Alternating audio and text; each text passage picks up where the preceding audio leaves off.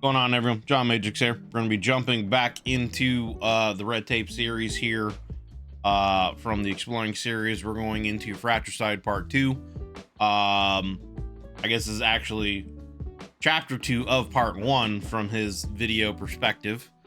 I'm breaking it down into, I guess, a little bit fewer parts, and I will release those parts individually, but then I will also, again, release a much longer single video, as this video in and of itself is 3.5 hours long. So with my reaction, it's going to be quite long on top of that. So I figured we'd break it up into parts too. But when we last left off last time on Dragon Ball Z, I'm bad at names, so I can't remember her name, but the female general that was leading the charge, or I guess the siege, or I guess not necessarily leading, but was responsible for a lot of the people there that were sieging a city of the Davites from the Mechan's perspective, was sent back to Amoni to rally more troops. The prince who was there in charge of everything seems to essentially have the attitude of just throwing numbers at the Davites to try to solve the problem. He seems like he's trying to get this battle and war over with quickly so he can return victorious with glory, as his father, I guess, is ill and is he's going to be taking the seat soon as the emperor of the Mechans. And so it seems like he's wanting to get through this, with this quickly, as having no regard for his men or the battle tactics. So he's sending her back for reinforcements. We learn that she is in love with the younger prince, the brother, even though she is, I guess, going to be betrothed to the older prince, who is the one that is in charge of the battle taking place. We get some more background and story of them.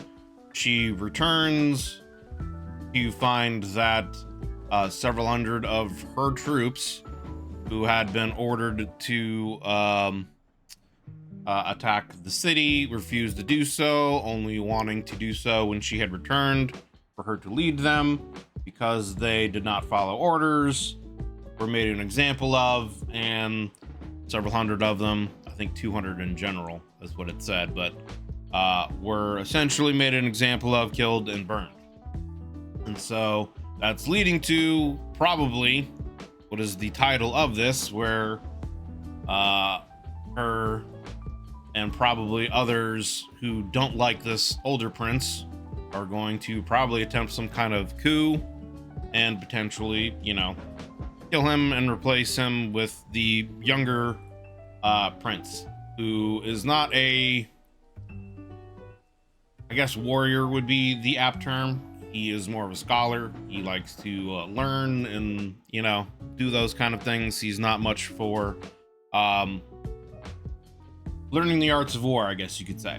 So that's where this tale seems to be going, and I'm wondering if it's going to lead to some kind of civil war situation happening with the Mechans, and I wonder if that's going to lead into some of the origins of the different factions of the Church of the Broken God. Because I think in the SCP universe, right, there's like 3 or 4, I guess, kind of main belief systems in the Church of the Broken God. So I wonder if this is going to be kind of the origins of some of those splits of that were based off of this, maybe. So I don't know, but that's essentially what's been going on in the first part. We're going into chapter 2 of, I guess, part 1 of this, and then I'll probably do chapter 2 and then split it up into going into part 2, etc., etc. So yeah, as always, links will be down below in the description to the Exploring series and to this Red Tape series. So do me a favor, if you enjoy the video here as we go through it, be sure to give it a like, and if you enjoy the Exploring series content, be sure to go over there and hit that sub button on his channel and show him some love. Next, regular content for the SCP universe as others. If you'd like to join us when I'm doing these reactions live, as I am right now with my YouTube members, we'd love to have you guys come in and hang out and join us. There is a join button underneath the video, as well as a link in the description to the YouTube membership benefits and tiers that I have to offer. So, been around the channel for a while, take a look at those if you want to take your sport to the next level. And consider leaving this video of mine a like and a sub if you enjoy the commentary and reaction that I give here, as it helps me and the channel grow and lets the YouTube gods know that you like this kind of content and you want to see some more.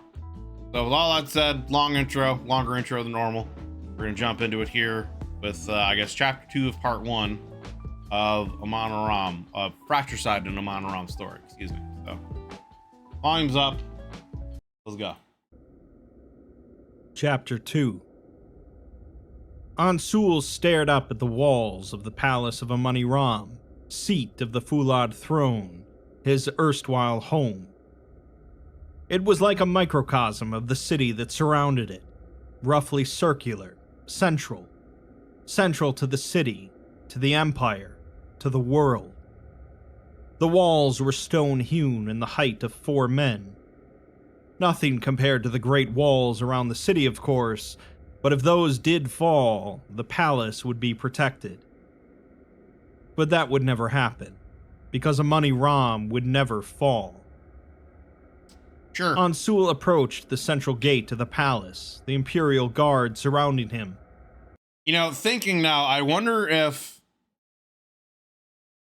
I don't know the author, obviously. I think it's Rounderhouse, right? Is the author of this Red Tape series. I wonder if, like, Amoni and their story of the walls is supposed to kind of be somewhat of an analogy or a play or a nod towards Troy. You know, the city of Troy in the ancient tales is supposed to be this great city with these impenetrable walls that were so high no army had ever been able to get through before, you know. So I wonder if this is kind of a play on that in a certain way with Amoni. Their presence was like a pebble in his shoe, grating and inescapable. The taciturn, gold-masked soldiers answered to his father, nominally, though of course now that meant very little. In practice, they took their orders from his mother, and she refused to let her son go without protection in times like these. After sufficient shouting, he had at least managed to negotiate some privacy. They were not to enter his private apartments. He was thankful for that small blessing, at least. It was difficult enough keeping his relationship with Biliath secret, without the guard lurking outside his bedchambers. Part of why he had left the palace. Indeed, here they were lurking around every corner and in every shadow. Any secret was on a ticking timer, and one as dangerous and sinful as this. He raised a Fulad hand to the guards at the gate. They knelt and pulled the massive, heavy metal gate open, calling him their lord. I like how whenever he wants to kind of reinforce the prosthetic aspect that they have, he says, like, he raises a Fulad hand, so you get the idea in your mind of, oh yes, that's right, these people are kind of cybernetics, essentially. They're basically like cyborgs. They've got these, you know, implants in them, so he doesn't have, you know, one of his hands is no longer a normal human hand, you know. He ignored the pit in his stomach the supplication provoked, and passed into the central courtyard unassailed. It was a wide, open plaza. Courtiers and nobles and clerics with business in the palace milling about, hoping for an audience with the emperor that would never come. That was fine. They had a system worked out, he was told. More kneeling as he pressed swiftly on. More Imperial guardsmen at every doorway, stairwell, and arch. He entered into the inside corridors, cutting through reception halls and servant corridors and kitchens, putting his bodyguards through their paces. They may have been trained for this, but he had grown up in these halls, running wild through every nook and cranny of the palace. Chasing Kabar through servants' quarters and play wrestling in the laundry rooms and playing hide-and-go-seek in the storerooms. That had been a long time ago. But the memories still came, and with them the deep-rooted knowledge of the palace's layout. He let his muscles carry him to where he needed to go, and then he heard someone calling out to him. He would have ignored it or offered a kind nod like he did for the 1,000 other voices, but it struck out in its familiarity. He turned and broke into a smile, greeting a man named Larat. He reached forward and embraced the man warmly, pulling him into a hug. After a second, the servant returned it, somewhat hesitantly, stating that he's not sure that this is appropriate.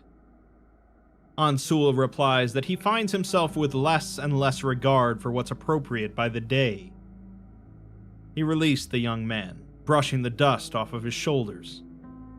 He was a few years younger than Ansul, simple beige tunic and thick beard making a sharp contrast against his own red-dyed robes and clean-shaven cheeks. A few servants around might have looked on in surprise at a member of the imperial family embracing a servant in the tunnels of the palace, but the imposing presence of the imperial guard sent them on their way quickly enough. Larat called after them, shouting that they can see he told them nothing but truth. Ansul asks what stories he's been feeding them, to which he just says that the prince owes him his life, and of their adventures fighting rebels at Ul-Maram. Ansul laughs and says that he wanders ever closer to earning the ire of someone important, but Larat claps him on his shoulder and says not anymore. He remarks that it's been ages and asks what brings him home. As they start walking down the corridor, Ansul replies that it hasn't been home for a long time. Larat comments on the rumors flying around the servant quarters, that Prince Ansul has left the palace because the Imperial Guard is plotting on his life. Prince Ansul has taken control of an entire tower to take quarter in with his thousands of mechanical oddities, and Prince Ansul has cracked the curse of the mechanical mind and made himself a Fulad lover. An image struck Ansul of Biliath's flawless, beautiful gold and Fulad wings spread around the pair as they embraced, cradling the two of them. He stamped it down and laughed along with his friend, stating that it's nothing quite so tawdry, just privacy.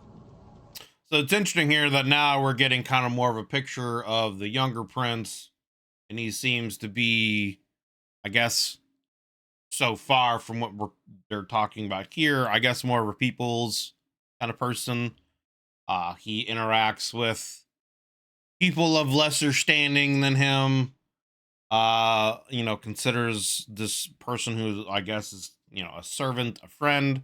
Maybe when they were, children, they might have played together, etc., kind of a situation. But it's also interesting that they've kind of also hide a little bit of maybe foreshadowing. We'll see, I guess, where the story goes.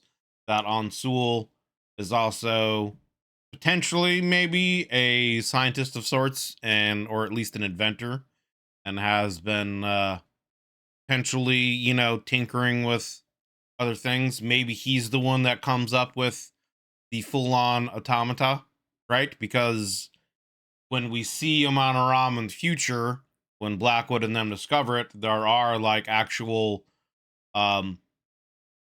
automata creatures, a monkey and some other things that are functional and are full-on automated.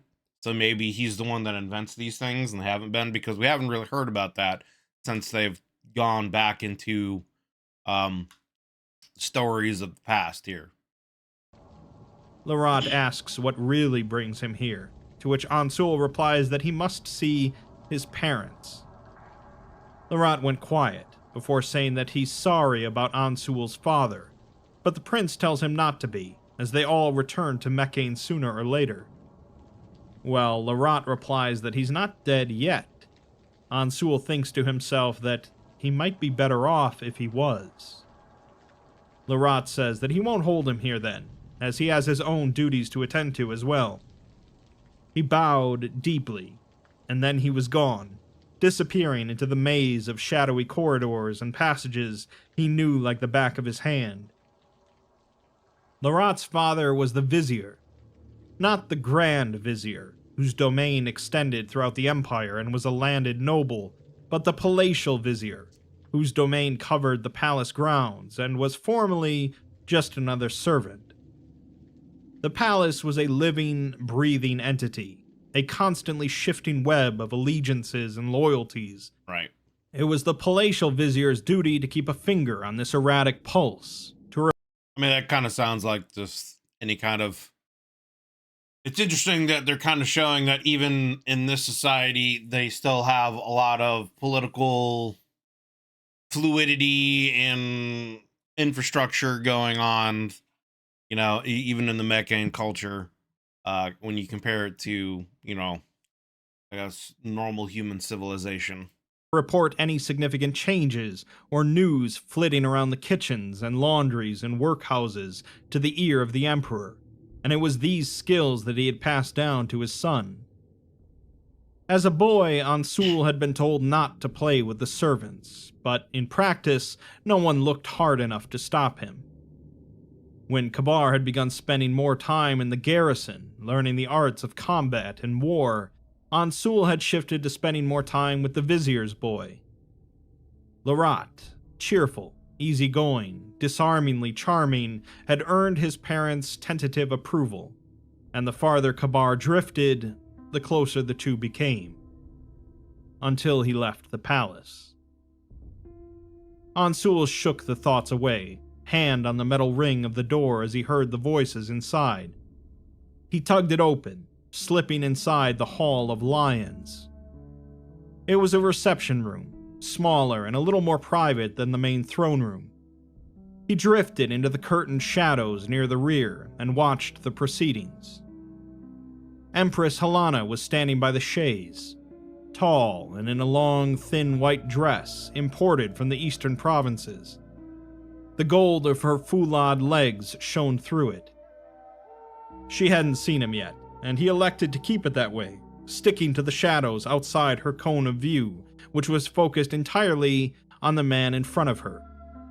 Some minor shah from the western provinces, complaining of banditry against his farms, asking for a detachment from the Legion to quell the raids. He watched the Empress's hand snake down, almost imperceptibly, to the shoulder of the man lying in the chaise. His father, her husband, Haith Bumaro, Emperor of the Broken Empire, Lord of the Fulad Throne, the most powerful man in the known world. He was reclining weakly against the padded chaise, skin pale, wrinkled, heavily spotted. His Can't help but think about, the King of the Rohirrim and then Lord of the Rings, at this scene with was it Snape, whatever his name is, just I'm getting that imagery in my mind of, the pale old man who's not mentally all there. eyes were covered by a thin film of milky white, making it impossible to see what he was focusing on, if anything. His hair had long since fallen out, but his beard was perfectly manicured. It was strange for a noble to keep whiskers, much less the emperor, but it had been a tactical decision by his wife so audiences would not see his hanging lip collecting saliva. His body was draped in expensive robes to hide the extent of his augmentations, but still they peeked up around his neck and over his collar. Rebreathers, pace setters, air filters, his entire left ear replaced, no doubt more under the robes. Augmentations were a sign of devotion, but this was far beyond mere augmentation. It's interesting with all their technology, right? They still aren't able to extend the human parts beyond a certain amount. They could probably replace every organ and every bit of his body other than the brain and the consciousness, right? You know what I'm saying? So yeah, worm tongue, that's what it is. I don't know why I was thinking of Snape, Harry Potter, but yeah, it's interesting how, with all their technology and all their advancements, the human brain is still something that can't be replaced, This was life support. He breathed heavily, not noticing or responding to the Shah's supplications. And then Halana's hand snaked down and clasped his shoulder twice, and Yep. something in the Bumaro's mind triggered.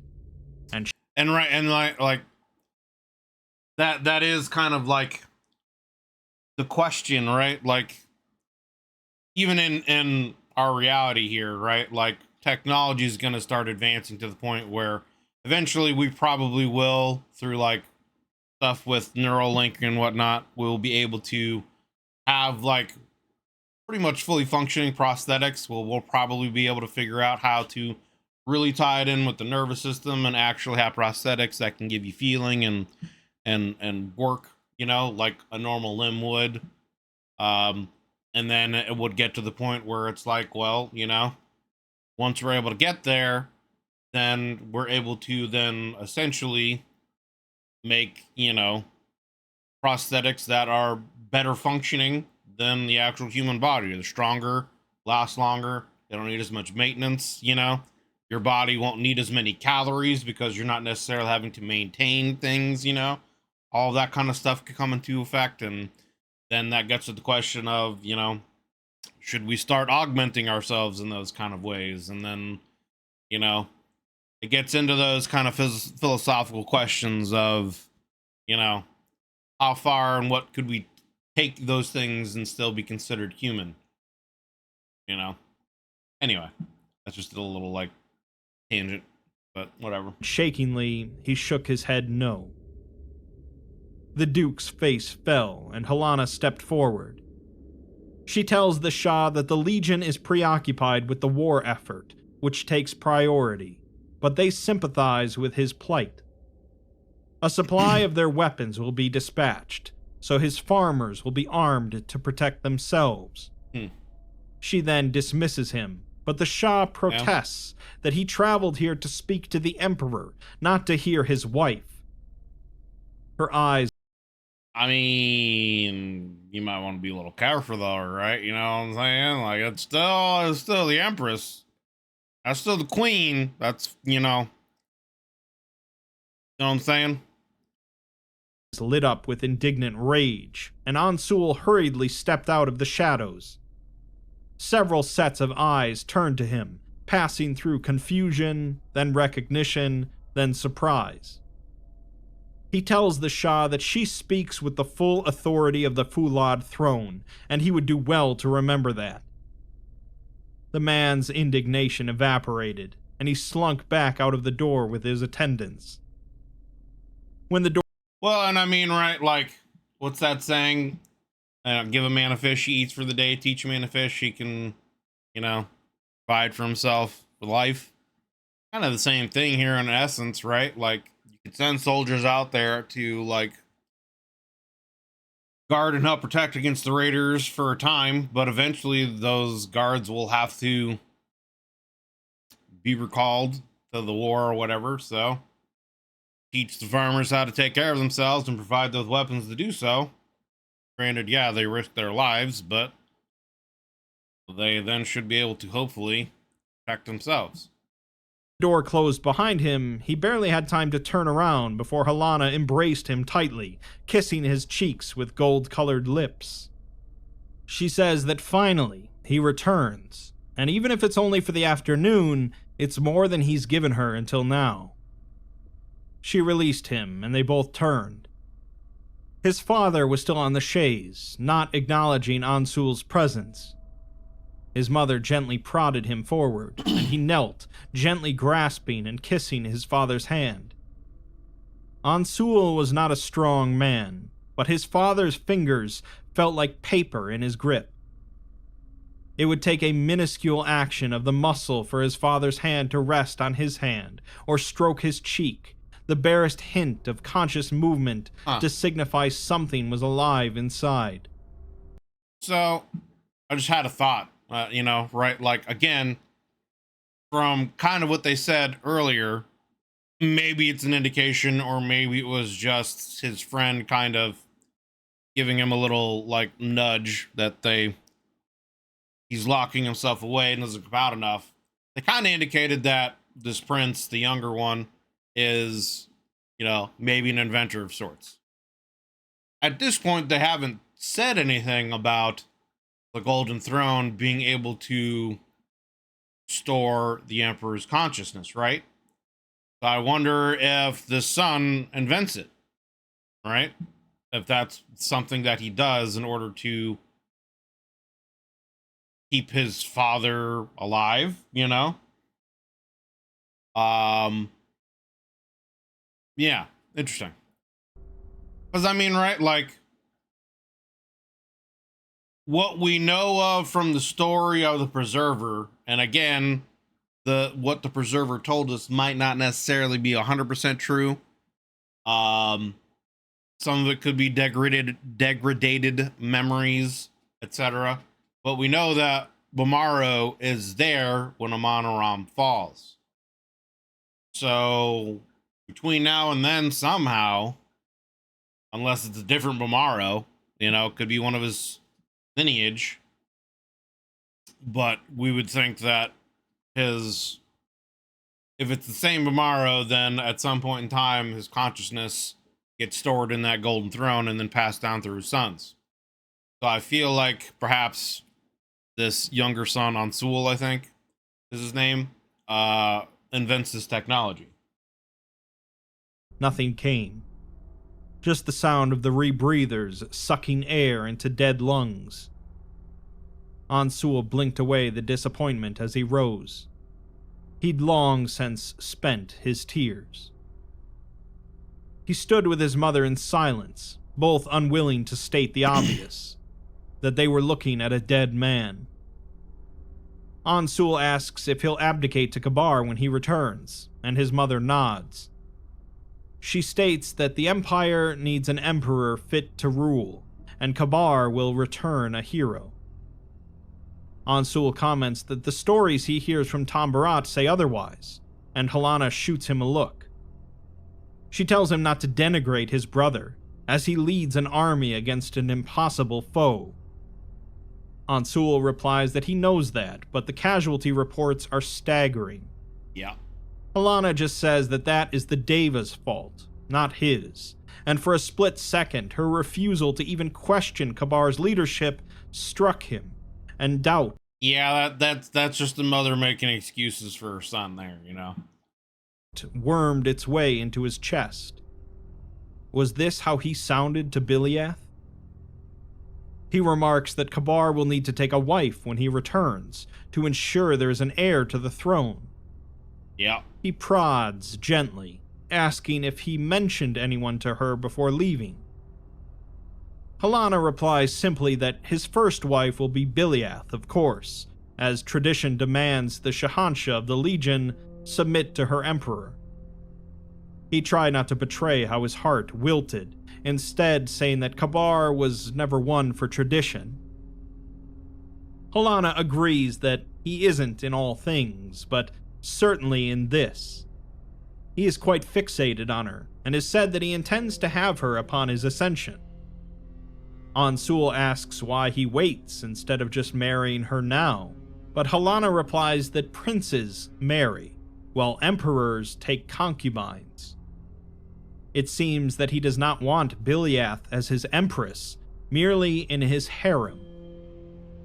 She can't say. Bro, like how like crushing would that be as the younger brother in love with this woman? Hearing that, like I know that would like rip the heart out of my chest. And I would be pretty furious to like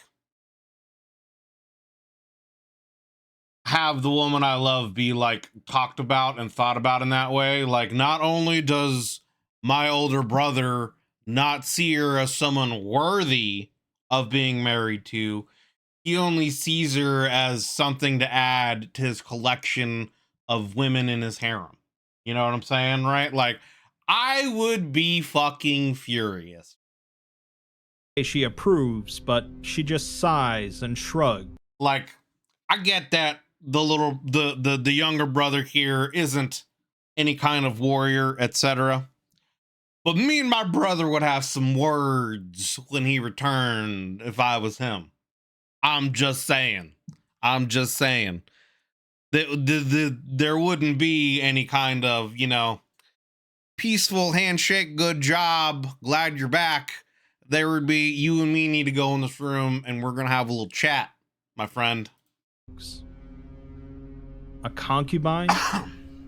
Taking his love, not even as his proper wife, not as the empress, but as a concubine? Biliath was the smartest, bravest soul Ansul had ever met, locking her away in the harem with a dozen others, purposeless save for producing heirs. It was beyond a waste. It was an insult to her very being. She deserved the palace. She deserved the empire. She deserved the world itself, not to be some fool's pleasure slave. Ansul forced his fists to relax, for his breathing to calm. Helena tells him that he ought to find a woman of his own sooner or later. He has a duty to the family, and he cannot wait for the perfect princess to cross his path. He ignores the bile rising in his throat, and instead just replies that he will. The other thing that strikes me here, right? Like, it's already at a point where the Emperor, like, is not functioning anymore, right? Like, as the younger brother, granted, this is politicking and scheming and whatnot, but as the younger brother, the older one's away at war, wouldn't you,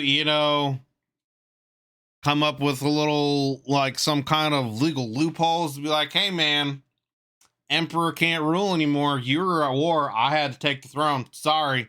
I'm the Emperor now, bitch. I'm the Emperor now, bitch. That's my wife. Get to stepping. Go back out there and do your little fighting.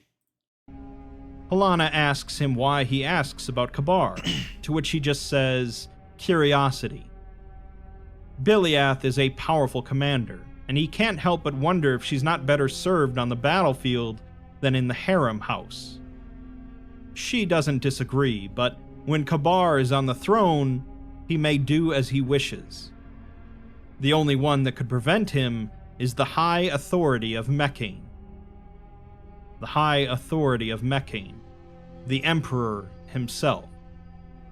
It was a sick joke. He cast a long glance at his dying father, reclining on the chaise, wheezing and sucking in air, milky eyes focused on nothing at all. The wise and just ruler of Amoni Ram. It does make me wonder, right? Like, how they haven't already had, someone take the throne. Like, how the Emperor hasn't already gone through the legal abdication and one of the princes hasn't already taken the throne. Because if it's at the point right now where he's already, like, literally just essentially, it's 40K, man. He's literally a corpse on the throne. You know what I'm saying? That's another corpse sitting on a golden throne. So, like, it's surprising to me that they already don't have one of the sons, have replaced them already. In Biliath's tent, which offered a little bit more privacy from prying eyes and ears, she tells Haram that she hasn't committed to anything yet. He nods and says that that's fine, as he wouldn't expect her to. Biliath walked around him, ensuring the tent flap was sealed shut, then sat down on the edge of her cot. She asks what he has in mind, to which he says that he needs to be removed, as that is no longer in question. Biliath replies that he's not talking about removal, though, he's talking about killing. Haram states that that's the only option, but she shakes her head, saying that there must be another way. Her duty is to protect him, vile as he is. Haram is asking her to compromise on that, and to compromise herself. Haram in turn asks if she thinks that this is easy for him, but she says that they occupy different positions. She is not simply another general, as she has a higher calling. They stared daggers at each other for a second, before Haram's voice softened, telling her that her duty isn't to protect him, it's to protect the Empire, and to protect the throne. She replies that that means protecting its heir, but he counters by saying not if him sitting on the throne will bring about its destruction. True. That's threats She from opened her within and mouth from to say without. that they couldn't be sure, but thought better of it. She'd seen the vision. Amoni Ram burning. She'd seen the bodies. Her men, put to the sword. Bodies arranged neatly in as honorable a grave their comrades could get away with arranging them in. Skin soaked in oil, burning hot and fast. Kabar on the throne meant the fall of the Empire. She knew it in every pore of her body, in her bones. She asks Haram what it would entail if she did agree, which she doesn't. Haram reached under his breastplate, pulling out a small leather pouch. He undid the string, drawing out its contents. A small, corked vial, no bigger than his thumb, containing a shimmering white liquid. He explains that on his campaign in the east, they managed to encircle a small Deva fort, one with a priestess still inside. They outnumbered the Deva 5-1. Her soldiers surrendered against her orders, and they swept through the fort as fast as they could. He found the priestess in her shelter, with this raised to her lips. He tore it out of her hand and corked it, but not before she managed to suck down a single drop. He swirled the liquid around. It caught the light magnificently. He continues, saying that he's never seen someone in such pain take so long to die. They had her as their prisoner for at least 2 weeks. She bled out of every orifice. Yikes. She vomited up her organs. Thorns escaped her skin. She went blind a few days in, and he was hoping she would go mute. Yikes. All she would do was either moan prayers to her heathen god or beg him for the rest of the vial. Why wouldn't they just kill her, dude? Like, I mean, it's one thing, right? Like, for them to be enemies, but there's still gotta be, like, you know, some humanitarian, like, mercy that's going on here. You can't, if you can't fix her and she can't give you any more information, what purpose is letting her die slowly like that? I guess other than to maybe study the effects of whatever it is that she took, whatever poison concoction she's made. But even then, right? Like, Whispered half mad that if she was given the whole thing, I guess it'd kill her instantly, painlessly. Biliath asks if he did. I don't know about painlessly, right? Like, from the sounds of it, it'll probably just make the procedure go quicker, and whatever plant thing virus that's grown in there will probably just like explode out of the body quicker, you know? To which he just passes her the vial, with it almost full to the brim. She asks if they just slip this into his water then, but Haram shakes his head. They'd never get the chance, as the Right. Imperial Guard keep far too close of an eye on his food and drink. And even if they did, suspicion would immediately fall on them, especially after his decimation of her forces. True.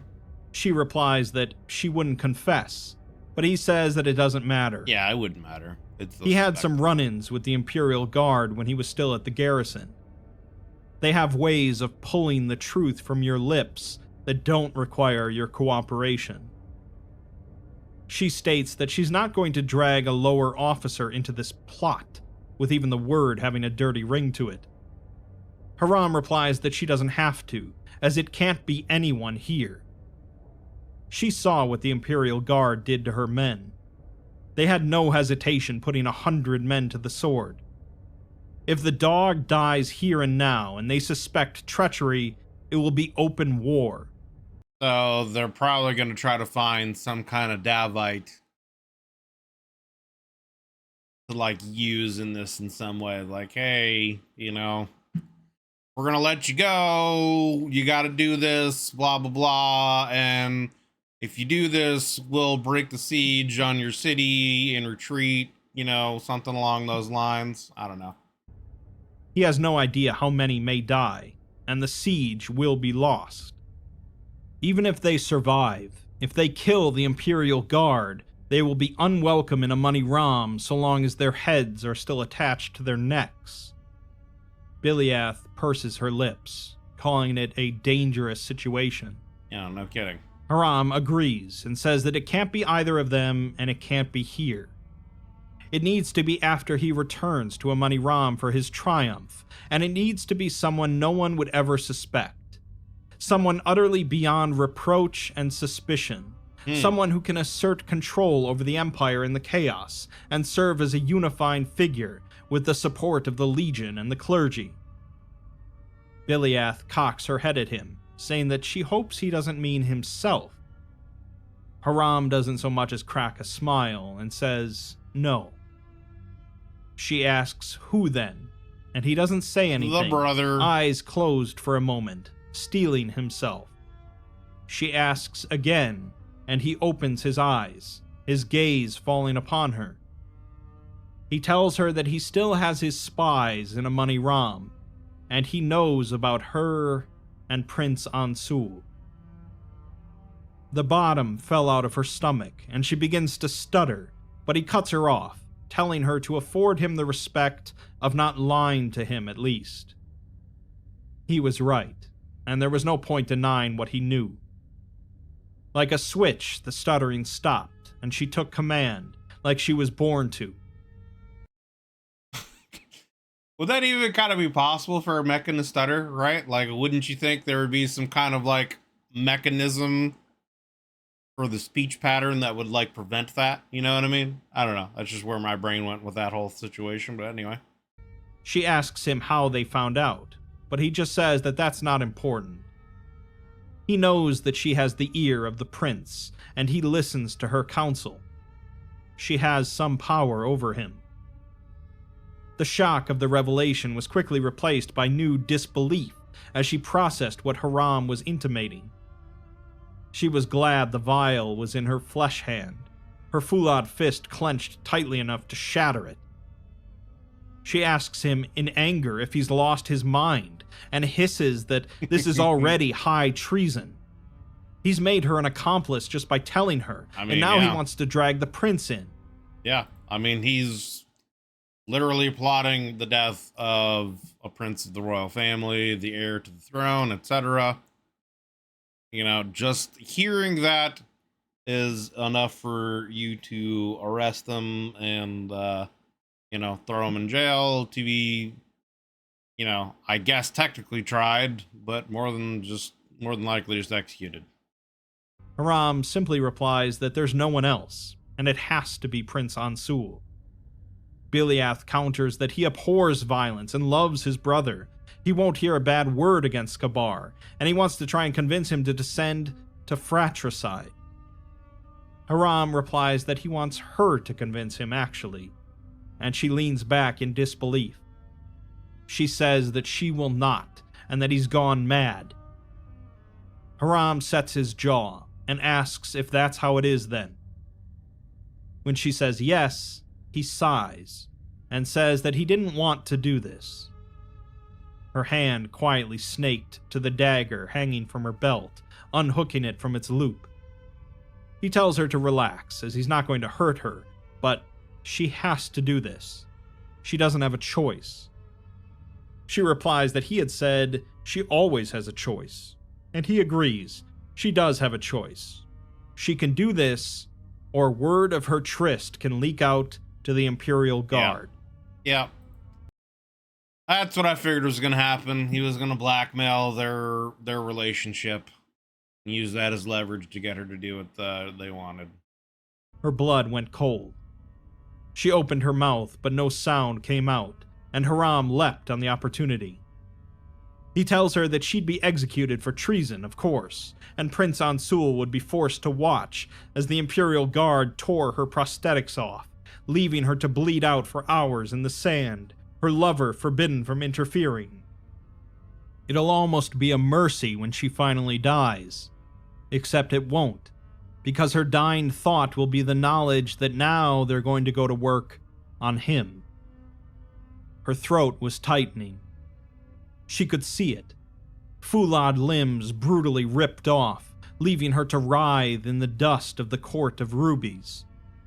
Ragged, bloody limbs leaking blood for hours, staining the sand red, letting the courtyard earn its name once again. Prince Ansul watching, vomiting, tears streaming from his eyes, the figure behind him holding a dagger against his windpipe, golden eyes alight with bloodlust. Kabar. Bloodlust that wouldn't be quenched when she died. No, Haram was right. She pleads with him that they'd torture Ansul for months, picking his limbs apart, making him bleed. He couldn't bear that, and neither could she, and she pauses before saying that Ansul loves him, and he's like family to him. For a moment, she thought she detected a softness in Haram's eyes, but it was quickly... You know, it is also interesting, and one of the things that I'm also enjoying about, you know, this story here is, again, for all their advancements in technology and, you know, things of that nature, it still hasn't changed human nature. The worst parts of humanity are still there in their society. You know, their description right here of what would happen to her and what would happen to the younger prince Ansul, obviously very brutal, and you know, would be considered very uncivilized, obviously, in today's day and age for a way of executing someone for some kind of punishment, you know, a criminal punishment. But it's just interesting that, you know, the worst parts of human nature still exist in their society. That hasn't changed, you know, for all of their advancements and their technological know-how and righteousness and belief in their cause and et cetera, et cetera. Just like every other civilization, they still have the worst parts of humanity there, you know? Replaced by a tired cruelty. He replies that every maneuver Kabar makes costs them half a unit. Dozens of men, dead, forever, and this bloodshed is a drop compared to the ocean that will be spilled if he takes the throne. Tens of thousands of men, dead. Thousands of families in Amoni Ram, Kaya Ram, Ulma Ram, across the empire, left fatherless every single day. He's sorry. But her life isn't worth more than theirs. Nor is Ansul's, nor is his own. No one's is. She was gasping down air now, trying to press away the visions of Ansul, back ripped open, screaming in the dungeons of the palace as the Imperial Guard set to work with their scalpels and screws and blades. All she could say was that Haram is a bastard. But he just replies that war makes bastards of us all. And then they were sitting in silence, before he tells her that he'll give her 2 days to make her decision. And then he was gone, and Biliath was alone. She rose to her feet. She was exhausted. The flight from Amoni Ram, seeing the burning bodies, this... Trying to put thoughts together now is like marching through knee-deep mud. Yeah, I mean, what a position to be in, right? Like,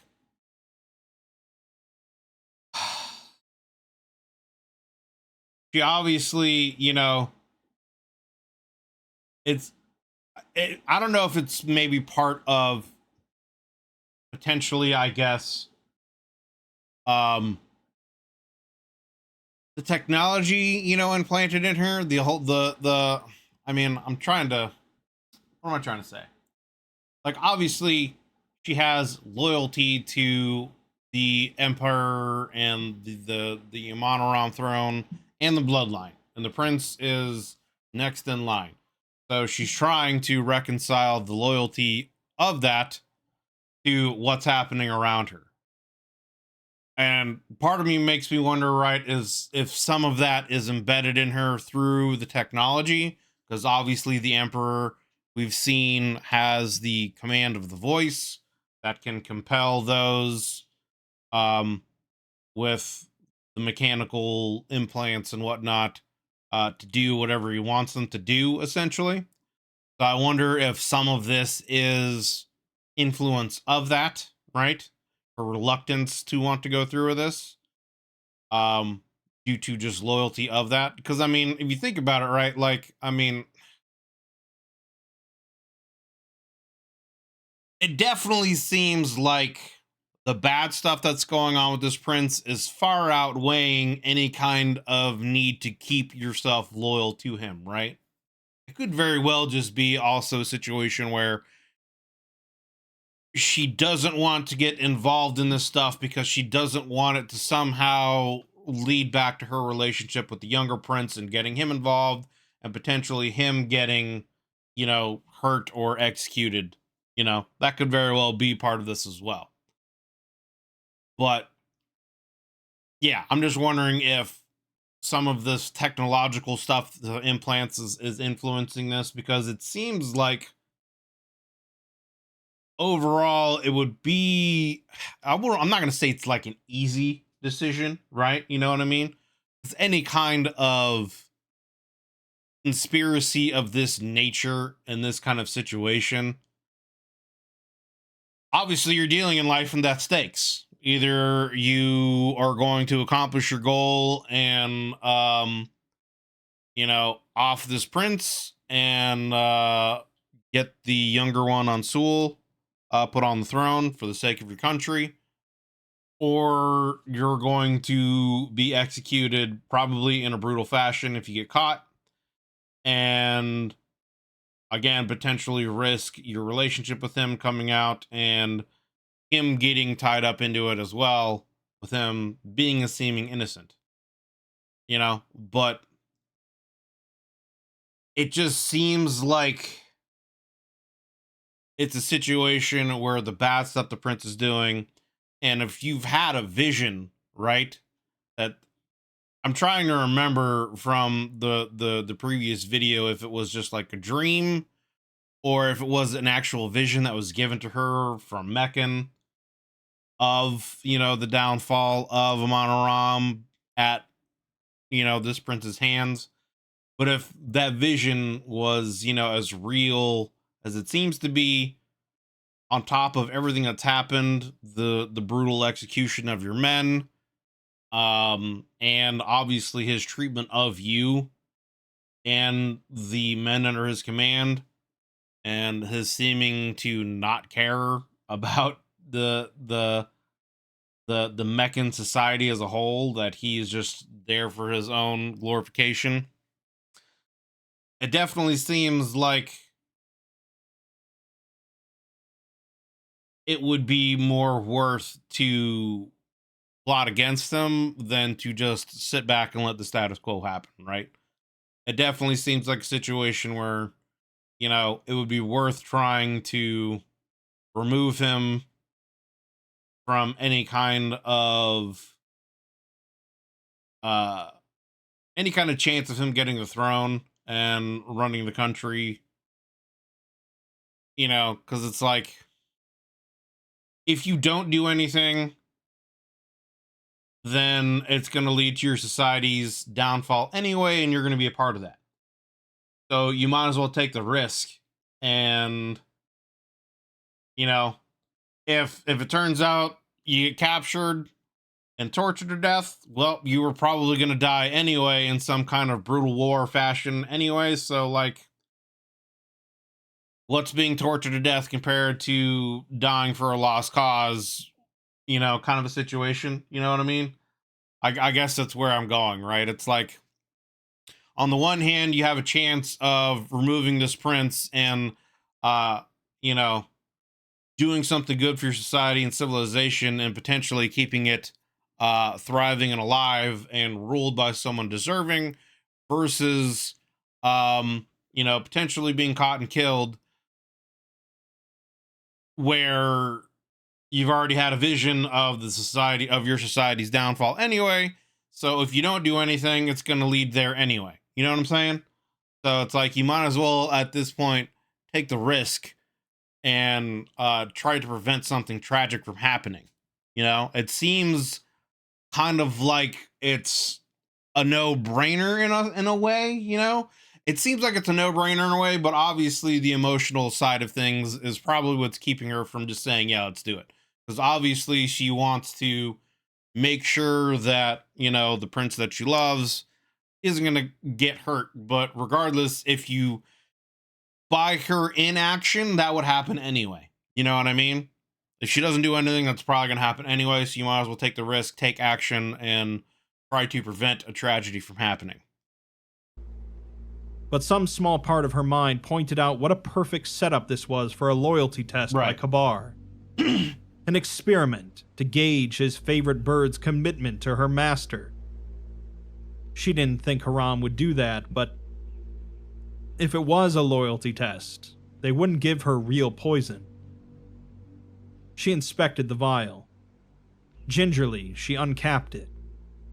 A pale white vapor drifted out, and she kept it far away from her nose. She strode to the cage in the far corner of the tent, popping the latches and looking in. She selected the first beast she saw. The biggest, the alpha of the litter, the one that pushed its brethren around for food, and snatched it up, grabbing it in her fist as it squirmed around. One drop had been enough to ensure a long, slow, painful death for the priestess. But the priestess would have been a human, and this beast was barely the size of her fist. Surely one drop would be more than enough. Yeah, but you also don't know if this is something that has no effect on anything but humans. You know what I mean? Like, who knows with Davite alchemy and sorcery and biomancy, if this thing has been specifically tailor-made to only affect, like, humans, right? Because you would think they would be smart enough, especially with their ties to, like, nature, very nature-based. You would think that they would probably want to engineer something that wouldn't leave any kind of side effects that would be harmful to nature and throw off any kind of ecosystem, being harmful to plants, animals, insects, etc. So I could very well see this being something that could be potentially engineered specifically to only affect, like, human anatomy. She squeezed the beast again, forcing its maw open, and carefully tipped a drop from the vial into its mouth before dropping it back into the cage. The vial was corked and put away under her breastplate. But I guess she also probably wouldn't have that information, right? Like, we as the viewers have that information, you know, from previous stories with the Davites. She probably wouldn't know that. And then she watched. It hopped around fine for the first few minutes, seemingly confused by the whole experience. Then it trembled, shook a bit, then undulated as it kept squirming around. It made a cry, and she saw flecks of blood in its spit. And it keeled over, and it was dead. Its brothers were starting to inspect the corpse, and she quickly disposed of it. It was real. This was no loyalty test. She stumbled to her cot and fell into it. In the half moment before sleep took her, she thought she heard a scream sound out far across the camp, but then she was gone. Ansul squinted at the machine in front of him. Yeah. It was one of hundreds of little machines scattered around the apartment. There was no registry of their functions or parts. All of it was committed to his memory. This one lay in front of him, half disassembled, mechanical guts spilling onto his workbench. He sighed, putting down the tools. This was meant to be a miniaturization of the massive machines that the clerics used for recording memories and knowledge. There it is. Those mechanisms were the size... Like I said, I think he's going to invent the technology to store the Emperor's consciousness. ...of a room. This was about the size and shape of a human head. If it worked, it would make the memory cylinder technology freely available for the citizenry, easing communication and logistics. Unfortunately, it didn't work. He'd been trying to fix it for several hours now, and the magnifying lens was beginning to take a toll on his vision. He slipped the goggles off, rising from his bench and heading to the window. He watched the skies, hopeful beyond hope, but was inevitably disappointed. No Biliath swooping down on metal wings to embrace him. Oh well. She would return soon enough. The apartment was stifling now. Hundreds of machines occupying every surface and shelf, most half-finished and bereft of drive. It was hard to think in, and so he escaped, slipping on his cloak and taking the elevator down, flanked by his guards, exiting out into the city streets, walking without a direction in mind. When mechanisms did make it out of his quarters, they were lauded. The platinum steel casing that had made the fusion reactors under the city twice as efficient. The new generation of automata that made the labor of the market that much easier. His presentations at the Academy had earned him his title, High Scholar of the Imperial Cult. The clergy was as much about technology as it was religious studies, and Ansul had always excelled at both. The old texts had illuminating knowledge on creation, if one knew how to read them for it. But that was a long time ago, and he hadn't presented anything in a long time. The clerics had little interest in civil engineering now. As Crown Prince, Kabar set its direction, and its direction these days was engines of war. Machines to bring down walls, to vaporize armies, to burn cities. Tools of death. Ansul was no idiot. He realized that if they lost the war, there would be no more creations, civil or otherwise. The Deva and the Nalka would see Amoni Ram brought to its knees. Still, the neglect of the city put a bad taste in his mouth. The transit systems were suffering. The waterways needed maintenance, yet the Academy produced more siege engines, more cannons, more bombs. He blinked as he found himself in the Academy courtyard. He hadn't been thinking consciously, and his feet had taken him here of their own accord. The courtyard had been bustling once. Clerics and academics milling about, exchanging ideas under the looming shadow of the Academy building. It was quieter nowadays. And in the middle of the open plaza sat Bumaro's tree. Plants were unfashionable in Amoni Ram now. The war with the Deva. Yeah, you could understand why, right? Like, they're in the war with the Davites and their whole biomancy technology, etc. So, you could understand why, I guess. Deva had soured the people on the once great gardens. No one wanted to return from the front, from the... Makes me wonder, right? With their technological prowess, would they be able to make some kind of biomechanical plants, right? You know? Would they be able to replace any kind of gardens, any kind of trees, plant life that could produce food, crops, etc., with some kind of mechanical or at least semi-mechanical version of it that could be resistant to any kind of Davite biomancy spell influence, etc.? Sight of sorcerer Nawabs splitting men apart with vines, of living trees marching across the battlefield screaming godless cries, to see the same lush greenery from their nightmares. The farming was relegated to outside the city walls, and the gardens were dug up or simply left to wither. Makes sense. But the tree was exceptional, and the emperor at the time had granted it a pardon. Its trunk was as tall as 6 men, as thick as 3, and made of overlapping bark and foulade. It was a marvel of biotechnics, a practice that had similarly fallen out of favor due to the Nalka. But in its infancy, the tree, said to have been the tree kept fertilized by the droppings of the sheep of Bumaro I, was split apart and implanted with a foulade seed. As the tree grew, so too did the foulade, and the result was a magnificent half-metal, half-bark marbling, shining metallic gold and green leaves. I mean, that kind of sort of answers my question, right? I guess it would be possible. They don't know, I guess, how it works, but I guess it would be possible for them to make some kind of Fulad mechan, organic hybrid plants. I wonder if they would be able to make some that could actually like make crops.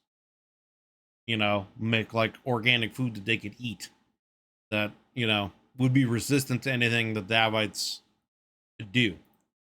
But today a cleric had a ladder and was taking a pair of clippers to one of the Fulad branches of the tree. Ansul greets him, causing the cleric to spin around, shocked as he awkwardly descended the ladder to kneel. Ansul cuts off his apology and says that he's fine, asking what he's doing. The cleric replies that the tree has come under affliction from rust rot, causing Ansul to frown.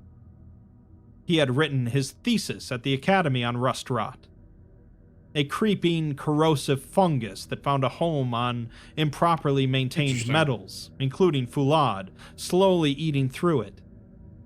So even Fulad stuff can rust and degrade over time, huh? He asks why cut it then, as there are chemical baths to treat rust rot, to which the cleric replies that the biotechnical nature of the tree complicates matters. The chemical baths would risk poisoning the organic half of the tree, killing it, but the rust rot threatens the Fulad half, if they allow it to spread.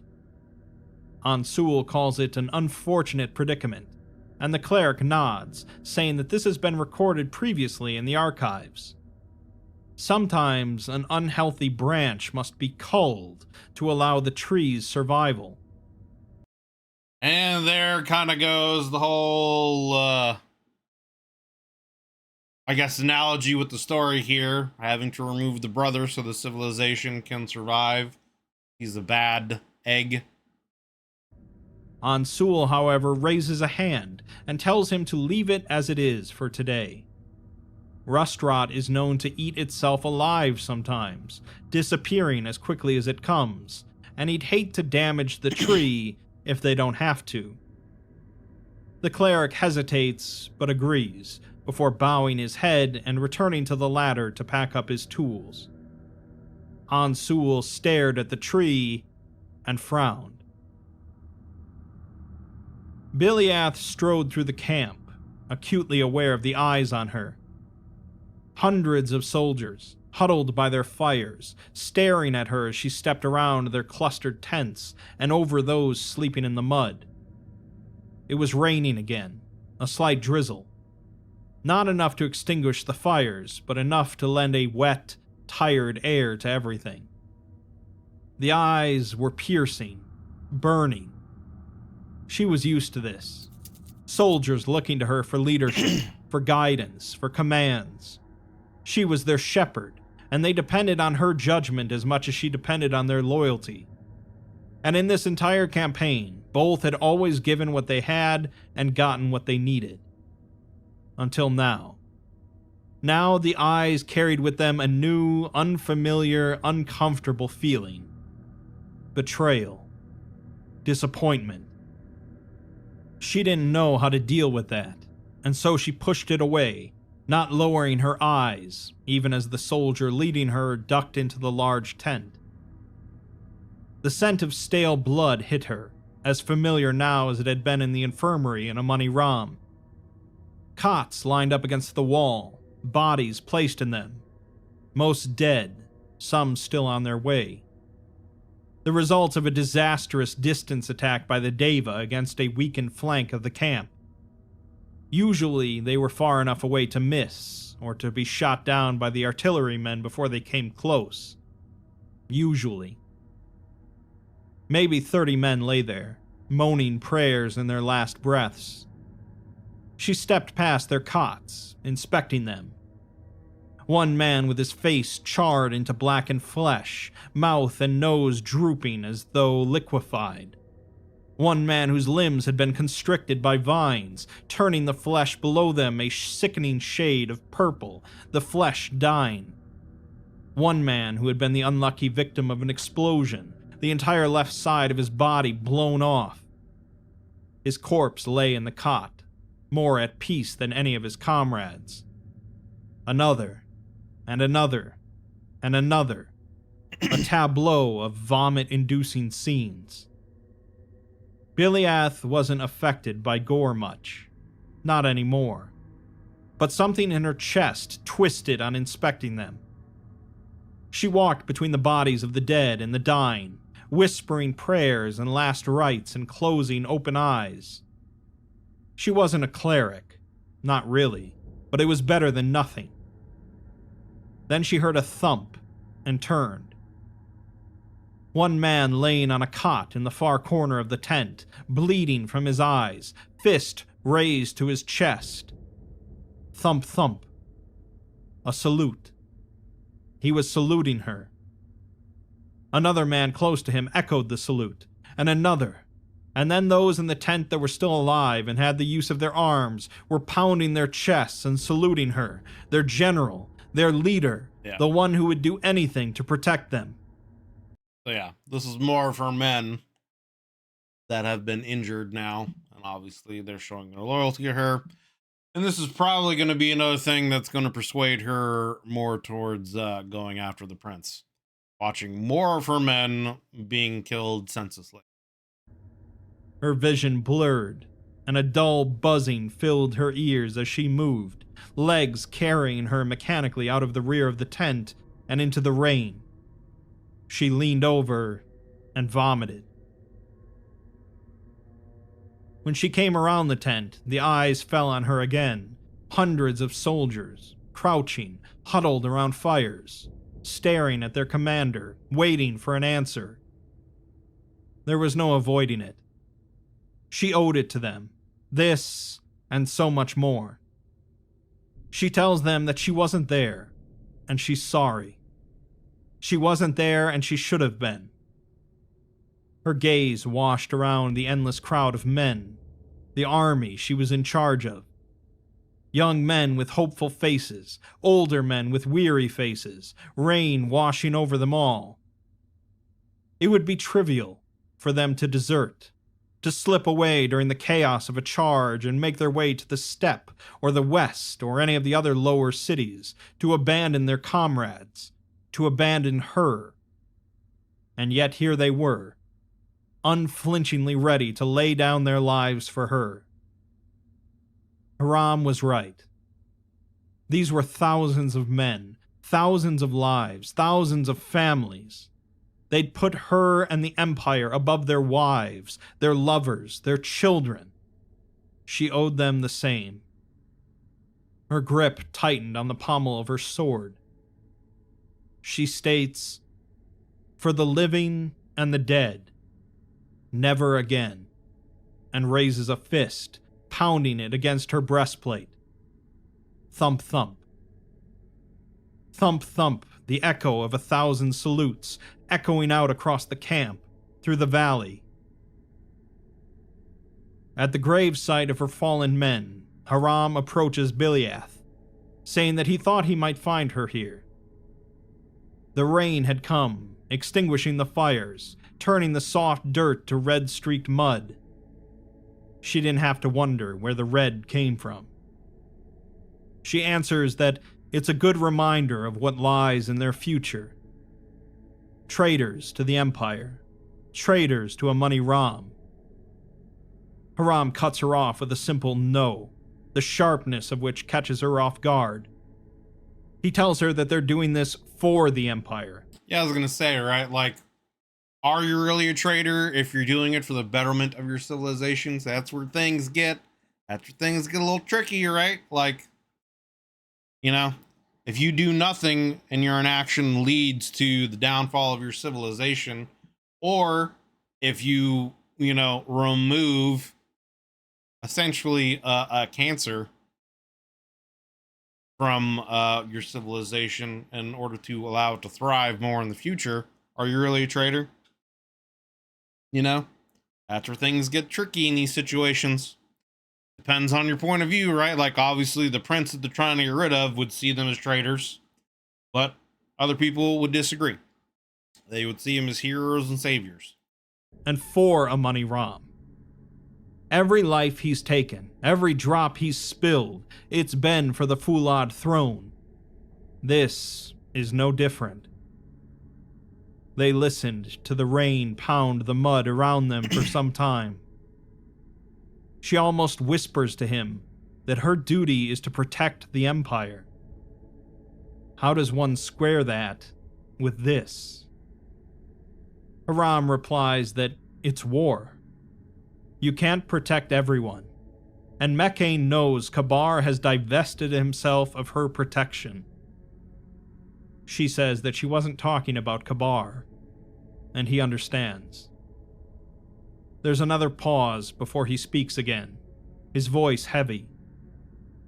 He says that he likes Prince Ansul.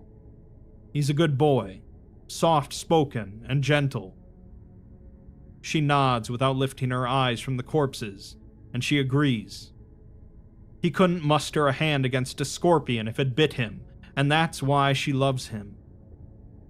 Hiram says that a gentle ruler is a luxury, one they don't have in wartime. She can't protect him from the world forever. His hands are going to get bloody sooner or later, and it's better if it's someone else's blood than his own. They lapsed into silence again. The bodies were disappearing now, sinking in the mire, the mud swallowing them. For the living and the dead. Biliath then says that she'll do it. Hiram asks if she's sure, to which she replies that she doesn't think she has a choice.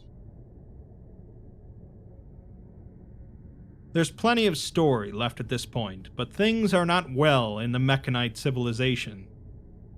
Between an alien emperor and his two sons who couldn't be more different, things are certainly going to come to a head soon enough. Yep. As for who lives, who dies, and who ends up ruling the Empire, we'll have to find out in part 2. Indeed. Indeed. All right.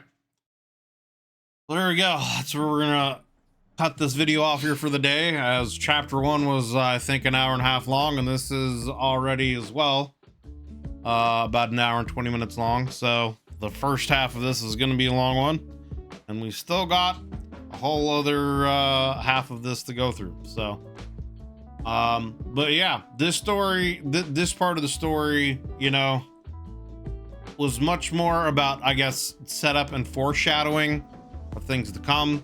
There's obviously going to be a conflict happening where Biliath and Hiram are going to, on their side, try to convince Ansul, the younger prince, to remove his brother. They think, you know, from their perspective, that he probably would want nothing to do with it, loves his brother, etc., etc. But they're already kind of building up, from Ansul's point of view, reasons on why he would want to agree with this as well. He loves Biliath, and the fact that his brother is going to take her as essentially a trophy to add to his harem of concubines instead of actually marrying her and making her his empress. That in itself is, you know, a front, among other things. So it's looking like they're probably going to end up agreeing with maybe there's some kind of course of action through this. I feel like there's going to be some kind of conflict between them at some point where the prince will probably not want to do it, but will eventually join them because the brother is going to, you know, probably force his hand, is going to take Biliath, etc., etc. And that'll be enough to force him into wanting to do this. There's also some foreshadowing where it seems like Ansul is a brilliant inventor of some sort, and it seems like he's going to be the one, I think, who's going to invent the technology to I guess what is it, what's the word I'm looking for, I guess, I don't know, save, backup, upload his father's consciousness into the Golden Throne, and that might end up being the solution to their problems, right? Like Biliath is thinking about assassination through the means of this poison. And it could be that them going back to talk with the younger prince is going to convince him to join their side, but instead of essentially assassinating the brother through these kind of means, they will essentially just replace his consciousness with their father's. And that's how he's going to invent this technology and set it up so that future generations, consciousness will just be backed up into the Golden Throne, and then as the sons come along, their consciousness will be downloaded into the new body, and that's how essentially this technology will have been invented and work. That was one of the questions that I had from the original Amon Ram story, is like, you know, why would they create a kind of technology that would replace someone's consciousness? And maybe this is the reason why the brother does it, as a means of essentially killing his brother without killing his brother. You know, his brother is there in body, but you know, the mind is actually first emperor. And so that's how they'll go about resolving the situation. That's where I feel like the story is going to go moving on. So there's still another half to this. I'm looking forward to getting into it. So yeah, we'll have to find out what happens next time on Dragon Ball Z. But for now, links down below in the description as always to the Exploring Series channel and to this Red Tape Series playlist. So please do me a favor, go over there, give the video a like if you enjoyed it, and be sure to hit that sub button if you haven't subbed already to the Exploring Series channel. Show the man some love, he definitely deserves it.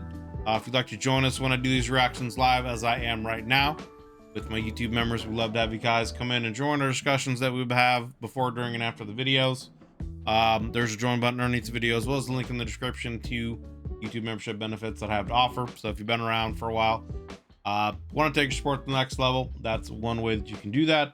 But thank you guys very much for watching. If you're still here to the very end, I greatly appreciate you taking the time out of your busy day and your life to hang out and watch the video all the way through. It means a lot. You know, consider leaving a like and a sub. It helps me and the channel grow, and it lets the YouTube algorithm gods know that you enjoy this kind of content and you want to see some more. So thank you guys very much. Hope you're all having yourselves a wonderful day, and we'll see you guys on the next one.